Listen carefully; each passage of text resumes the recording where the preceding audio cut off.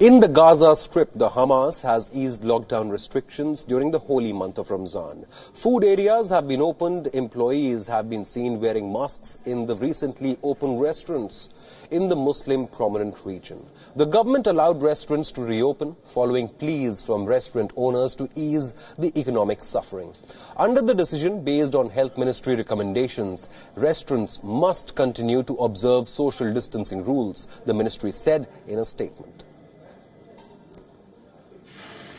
So far, Gaza appears to have been largely spared from the coronavirus pandemic, with only 17 cases detected and all within quarantine facilities set up for those returning from abroad.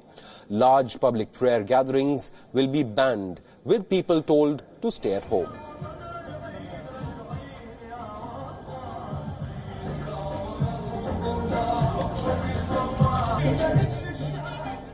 على كل موظف الالتزام بالزي الرسمي وايضا الالتزام بالقفازات والفيس ماسك.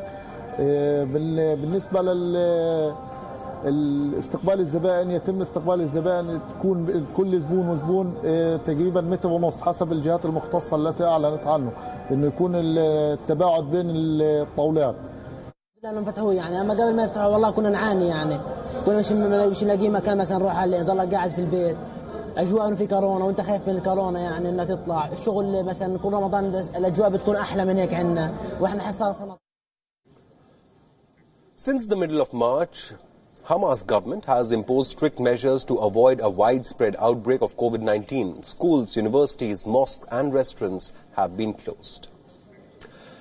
Let's get you the big story, the live developing story of the moment. BRICS Foreign Minister meeting is currently underway via a video conference to discuss possible ways to deal with the COVID-19 crisis. Indian External Affairs Minister S Jaishankar is currently attending that meeting along with his counterparts from other BRICS nations including Brazil, Russia, China and South Africa. On the agenda are discussions to develop a possible joint BRICS strategy to deal with the crisis that has engulfed the world. The meet has been organized by Russia, which is the chair of the grouping for this year.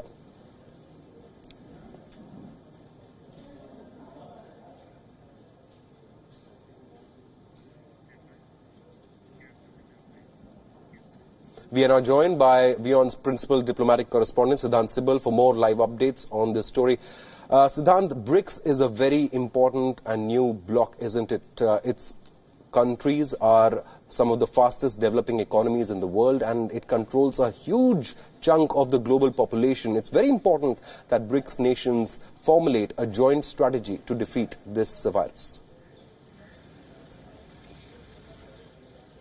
Well, yes, of course, we have seen in the first first decade, in fact, of this century, how BRICS has emerged as an important part, in fact, of the international order. And one thing I can tell you, just a short while ago, the BRICS Foreign Ministers video conference on the COVID crisis has concluded. All the ministers have discussed and made the statements. Now, in fact, what is happening is that Russian Foreign Minister is addressing a press conference in which he is answering all the questions over what transpired in that meeting. And the biggest outcome of that meeting is that a $15 billion loan instrument is being devised by all the BRICS countries to help the economy, the world economy, when it comes to coming out of the economic crisis in the aftermath of the COVID crisis. We know that the G20 is also working on that plan as well. The G20 countries have announced that they will be infusing trillions of dollars, in fact $5 trillion into the world economy to make sure that the world economy does not slip into a recession. But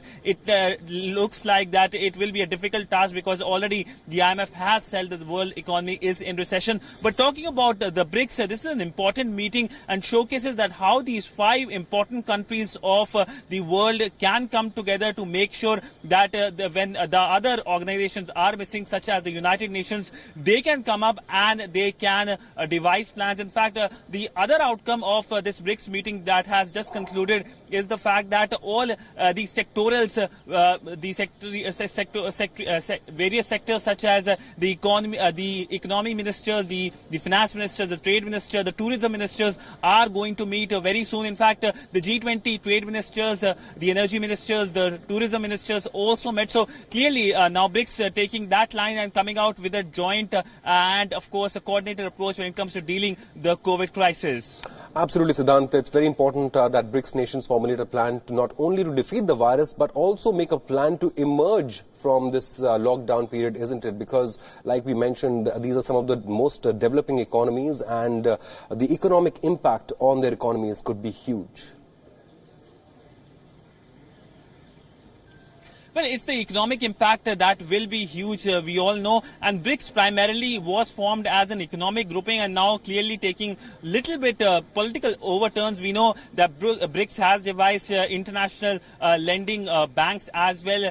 The New Development Bank, which is based in Shanghai, is one of the major outcomes of this BRICS grouping. And of course, we know that this BRICS grouping, a coordinated approach by the BRICS grouping will go a long way in terms of making sure that the world economy comes out from the recession very soon. But we also know that when it comes to the BRICS grouping, it has in the past also come up with a globally coordinated approach, whether it is climate change or other issues. In fact, this year Russia is the chair of the BRICS, and it was the Russian-led initiative that led to this video conference of all the BRICS foreign ministers. We also know that India supported this initiative as it has been supporting regional as well as global efforts when it comes to a coordinated approach. We know in the region, the Indian Prime Minister last month had proposed a SAARC video conference which went a long way when it comes to devising a regional strategy. And also when it comes to G20, the Indian Prime Minister had proposed this idea to the chair